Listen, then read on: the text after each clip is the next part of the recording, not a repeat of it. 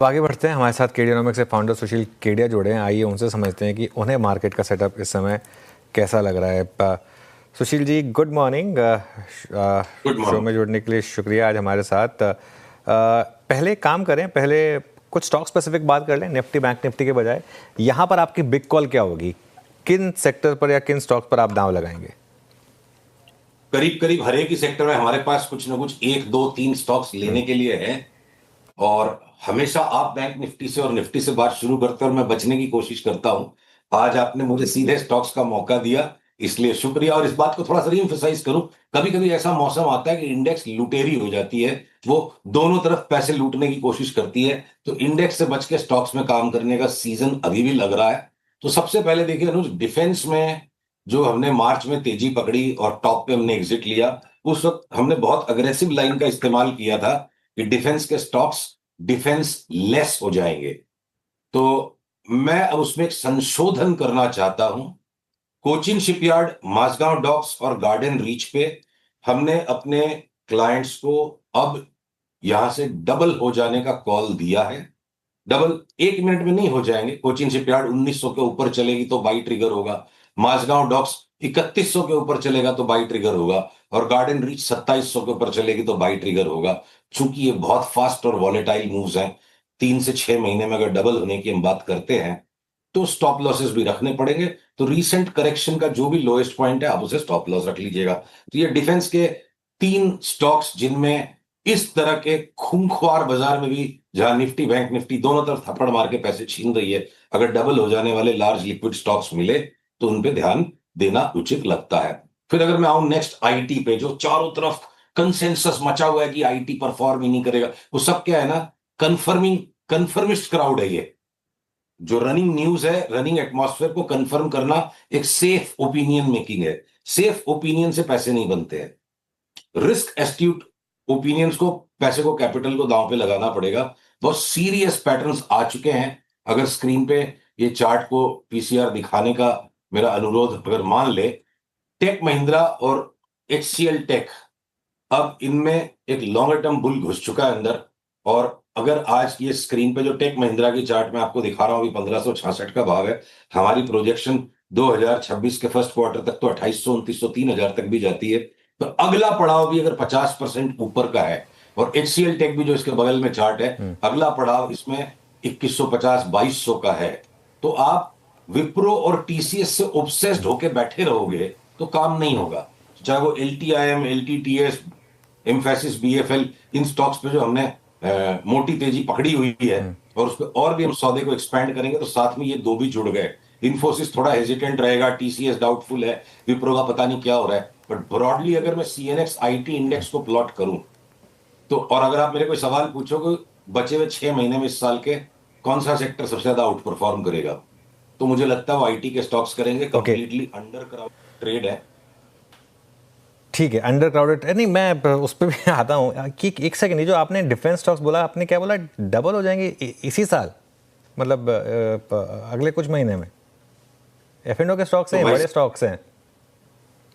हाँ, तो डिफेंस के स्टॉक्स इसी तरह चलते हैं। मार्च से लेकर अभी तक जो ऊपर तक आया था भाव, उसमें भी 3 महीने के 3 महीने में खूंखार रिटर्न दे दी। और अब उसी का अगर एक और रेप्लिका करंट लेवल से प्ले कर जाए तो वापस यहां से कोई तीनों शिप बिल्डिंग, पूरे के पूरे डिफेंस की मैं बात नहीं कर रहा हूं, इन तीन में सिग्नल लग रहा है। तो डिफेंस के स्टॉक्स इसी तरीके से चलते हैं। क्या पता क्या बड़े ऑर्डर्स आएंगे, क्या होगा, ब्रेकआउट आएगा तो हम तो खेलेंगे। और इसको फोरकास्ट को पकड़ के नहीं बैठना है, उसको पोटेंशियल समझ के चलना है कि भाई डबल होने तक की जगह है। शांति से सौदा पकड़ के बैठो, ज्यादा इन आउट करने की कोशिश मत करो। ट्रेडिंग नहीं करेंगे आप इस पे? थोड़ा सा मतलब लंबा टाइम का व्यू लेके चलने की बात हो रही है, मतलब थोड़ा सा पोजिशनल व्यू की बात होगी इस पर। आपकी आवाज काफी कट रही है अनुज। मैं कह रहा हूँ तो इस पे मतलब इसको आप ट्रेडिंग की तरह से नहीं दाम लगाएंगे, इस पे आप थोड़ा सा पोजिशनल दाम लगाने के मूड में इन स्टॉक्स पर? हाँ, मतलब ये जो जिस तरह से जो बिल्कुल, ये जो रेस के दौड़ने वाले घोड़े होते हैं ना, इनको शादी की बारातों में नचा के ट्रेडिंग वाला काम नहीं करना चाहिए। शादी की बारात में नाचने वाले घोड़े अलग होते हैं, ये रेस के घोड़े हैं। डबल हो जाए या आईटी के स्टॉक्स 50% बढ़ जाए, तो रेस के घोड़ों को शादी की बारात में नहीं नचाना चाहिए। शादी की बारात में तो सर घोड़े नहीं नाचते, घोड़ियाँ नाचती है ना वैसे, तो मैंने सुना है। ये तो मतलब वो बिल्कुल, और डरबी की रेस में घोड़े भागते हैं वैसे। सुशील जी, हम्म। वैसे जस्ट एक थोड़ा सा एक सिंस आपने बात की तो थोड़ा सा उसको करेक्ट करने के लिए वो, क्योंकि ये मैं आपको बताऊं, जैसे आपने ये एनालॉजी यूज़ की है ना, तो एक बार ऐसी मेरी बात हो रही थी मेरे एक दोस्त से, उसने कहा कि नहीं मैं शादी पे घोड़े पे नहीं बैठूंगा, तो उसके पापा ने कहा कि घोड़े पे नहीं बैठना तो गधे पे बैठ जा, लेकिन जो भी करना है शादी कर। अच्छा एक बात बताइए, ये तो बात हो गई डिफेंस स्टॉक्स की, आईटी की आपने बात कर ली, कोई और सेक्टर और स्टॉक्स जो आपको अच्छे लग रहे हैं? देखिए, हमने आपसे रियल एस्टेट के स्टॉक्स में 3 महीने पहले बात की थी कि बहुत बड़ी मूव उनमें है। डीएलएफ की 1150 की हमने बात की थी, बीच में हमने एक पॉइंट पे टेक प्रॉफिट किया। वो टेक प्रॉफिट के बाद जो करेक्शन मटेरियलाइज होके अब डीएलएफ में वापस बाइंग का सेटअप आ गया। 1150 की चल डीएलएफ में। अगर फार्मा में भी हम थोड़े हेजिटेंट बीच में थे, तो अब आपको सन फार्मा और डॉक्टर रेड्डीज में भी अगर 30-30% की अपमूव आ जाए, या एफएमसीजी के अंदर जो आईटीसी पे हम बात ही नहीं करते थे, एफएमसीजी में 17-18% आईटीसी भी बढ़ ले, तो अगर एफएमसीजी के अंदर छोटे स्टॉक्स में हम जाते हैं तो कावेरी सीड्स हो सकता है यहां से 60-70% बढ़ जाए। सारे के सारे स्टॉक्स हम पहले अपने क्लाइंट्स को बताते हैं, हमारा धर्म उनके प्रति है, और जो रिसर्च हम इंटरनली पब्लिश कर चुके होते हैं वही पब्लिक कंजम्पशन में ला सकते हैं। कोई नई बात आपसे करना हमारी कंप्लायंस में अलाउड नहीं है हमें, तो ये डिस्क्लोजर देना जरूरी है। तो कावेरी सीड्स अब हमने एक नया बाई ऐड किया। अब हिंदुस्तान लीवर हम पकड़ के बैठे रहेंगे, एशियन पेंट्स में थोड़ा पुल बैक आ गया तो वापस एशियन पेंट्स और ले लो। लगता है 3200 की चाल आएगी, भले लॉन्ग टर्म बुल मार्केट नहीं है एशियन पेंट्स में, पर जो डीप करेक्शन कई साल का ये दे चुका है, खाली उसी को रेक्टिफाई करने के लिए एक रेक्टिफिकेशनल मूव भी अगर 3200 तक ले जाए एशियन पेंट्स को वापस, तो नीचे के भाव से 50% की रिटर्न हो जाती है। अब ऑटोस के अंदर हीरो मोटोकॉर्प और बजाज ऑटो हर डिप में लेने का है। हम इसको अगले 6-8 महीने में क्या भाव ऊपर के हो जाएंगे अगर मैं बोलूं तो वो थोड़ी सी बात आपको ज्यादा अग्रेसिव लगेगी, तो इसलिए हम पकड़ के बैठेंगे और जब जब कोई करेक्शन आएगा तो हम ये दोनों ऑटो के स्टॉक्स भी लेंगे। हाउसिंग फाइनेंस के स्टॉक्स के अंदर में हमने नया एडिशंस करना शुरू किया है। देखिए, स्टॉक स्पेसिफिक्स अगर मैं बहुत डीप स्कैन करता हूं टॉप 500 स्टॉक्स का, शॉर्ट सेल करने का कोई एक चार्ट ढंग का क्वालिटी चार्ट मिलता है तो 5 चार्ट अभी भी लॉन्ग करने के मिलते हैं। तो देखिए, कभी कभी क्या होता है ना, ऐसे भी आपके कुछ मित्र होते हैं जो शक्ल तो एकदम गरीबों वाली बना के रखेंगे, तो पैसा उनके पास मोटा होता है। तो निफ्टी भी अभी वही छद्म रच रही है। चेहरे पे निफ्टी गरीबी दिखा रही है, परेशानी दिखा रही है, पर अंदर अंदर स्टॉक्स बढ़ रहे हैं।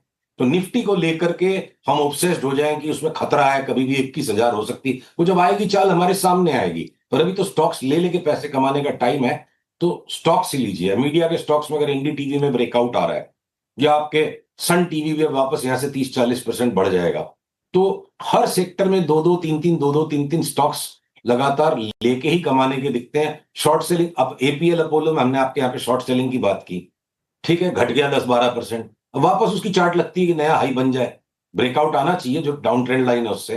तो शॉर्ट सेलिंग में 10-12% कमाने को मुश्किल से मिलता है, और लॉन्ग के सौदे में 40-40%, 50% की चाल वाली चार्ट्स मिलती है।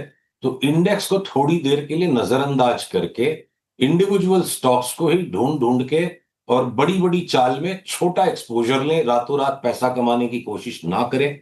तो बाजार में अभी भी लॉन्ग साइड में पैसा ज्यादा दिखता है मुझे। ओके, बाजार में भी लॉन्ग साइड में ज़्यादा पैसा दिखता है आपको। वैसे सुशील जी, मेरा कोई दोस्त ऐसा नहीं है जो मतलब शक्ल गरीबों वाली दिखाए और अमीर हो।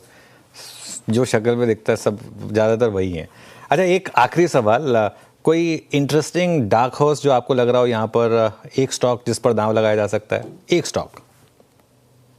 नहीं, ये सारे के सारे देखिए डार्क स्टॉक, ये 50% हायर, 100% हायर, ये सारे डार्क स्टॉक्स। तो किसी एक के ऊपर में बिल्कुल से मैं बोलूं कि इसी पे दांव लगा दो, ये थोड़ा सा बायस वाली बात हो जाएगी, मैं उसको अवॉइड करना चाहता हूँ। 8-9 स्टॉक्स, 4 मैंने आपको दे दिए, डबल हो जाने वाले 4 दे दिए, 50% बढ़ने वाले। इवन डीएलएफ जैसा स्टॉक लार्ज कैप 40% बढ़ेगा। तो सब व्हाइट हॉर्स पे पैसा लगाओ, डार्क हॉर्स खोजने की जरूरत क्या है। ओके, चलिए सुशील जी, बहुत हाँ। अच्छा, एक फटाफट, वैसे निफ्टी पे व्यू क्या है? आप ट्रेड की बात छोड़िए, लेकिन व्यू क्या है? आपकी आवाज कट रही है, मैं बिल्कुल मैं कह रहा हूँ आपके क्वेश्चन निफ्टी पे व्यू क्या है? निफ्टी पे व्यू क्या है? वैसे आप भले ट्रेड ना लेना चाहें, आप व्यू क्या है निफ्टी पर? नहीं, मेरे को नहीं सुनाई पड़ रही। कोई नहीं सुशील जी, वैसे भी थोड़ा हमारा टाइम भी खत्म हुआ। थैंक यू सो मच आज हमारे साथ जुड़ने के लिए, और अगले मंगलवार फिर आपसे बात करेंगे। इस शो को समेटने का समय आया, और श्रेया और कंचन आ गए हैं स्टूडियो में ट्रेडर्स हॉटलाइन के लिए। आपके भी दोस्त हैं क्या जो शक्ल से गरीब और वैसे अमीर हो? काफ़ी तो सारे हैं। एक काम करते हैं, सब शो को समेट लेते हैं और उसके बाद ट्रेडर्स हॉटलाइन की शुरुआत करेंगे।